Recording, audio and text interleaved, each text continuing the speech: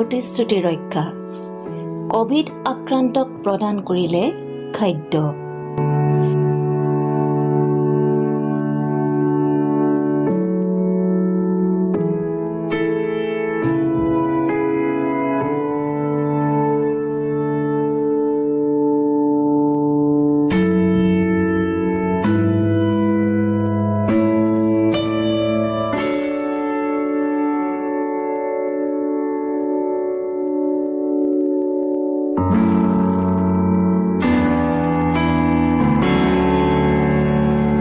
কিছুদিন পূৰ্বে দেৰগাঁৱৰ আগশাৰীৰ স্বেচ্ছাসেৱী সংগঠন দৌৰে ছ'চিয়েল মিডিয়া যোগে বিশ্ব পৰিৱেশ দিৱস উপলক্ষে এক আহ্বান জনাইছিল ৰাইজৰ প্ৰতি যে সকলোৱে যাতে এটাকৈ হ'লেও গছপুলি ৰোপণ কৰে।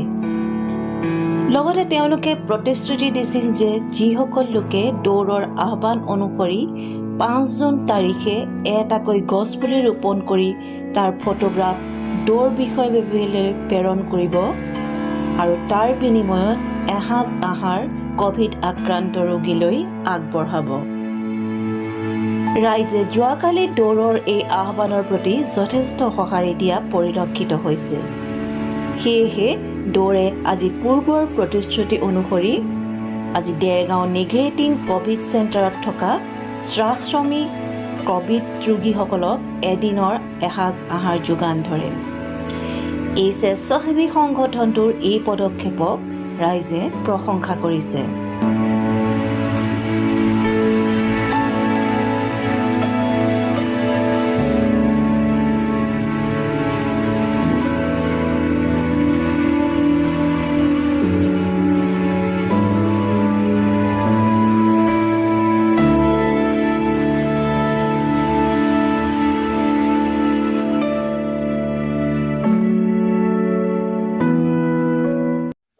যোৱা কিছুদিন পূৰ্বে দৌৰ স্বেচ্ছাসেৱী সংগঠনৰ ফালৰ পৰা আমি বিশ্ব পৰিৱেশ দিৱস উপলক্ষে ৰাইজলৈ এটি আহ্বান জনাইছিলোঁ যে আপোনালোকে বিশ্ব পৰিৱেশ দিৱস উপলক্ষে পৰিৱেশৰ ভাৰসাম্যতা ৰক্ষা কৰিবৰ বাবে এটাকৈ হ'লেও গছপুলি ৰোপণ কৰক।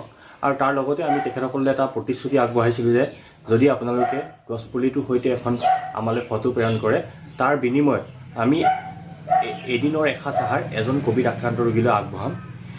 কালি দিনটোত বিশ্ব পৰিৱেশ দিৱসৰ দিনা আমি ৰাইজৰ পৰা যথেষ্ট সঁহাৰি পাবলৈ সক্ষম হৈছিলোঁ আৰু তাৰ ফলশ্ৰুতিতে আজি পূৰ্বৰ প্ৰতিশ্ৰুতি ৰক্ষা কৰি দৌৰ স্বেচ্ছাসেৱী সংগঠনৰ ফালৰ পৰা নেগ্ৰেটিং কোভিড কেয়াৰ চেণ্টাৰত থকা প্ৰায় 25 জন ৰোগীলৈ আমি এদিনৰ এসাঁজ আহাৰ আগবঢ়ালোঁ। News desk report today Dergaon. अरे वाह, स्वाद तो लाजवाब है। इतनी अच्छी स्वाद वाली चाय पत्ती मिलती कहाँ है? ये दरगांव आसाम टी ब्रांड की चाय पत्ती है। आसाम के बागानों से सावधानी और माहिरता से चुनी हुई पत्तियां चुटकी में तुम्हें फ्रेश और फिट फील करवाती है। छोटी बड़ी सभी पैक साइज में उपलब्ध है। ट्रैवल के लिए 15 ग्राम का पैकेट हो या घर के लिए 1 किलो की, मुझे तो बहुत पसंद है। दरगांव टी FSSAI अप्रूव भी है। सच में अब तो मैं भी दरगांव आसाम टी ही लूंगी। बहुत बढ़िया।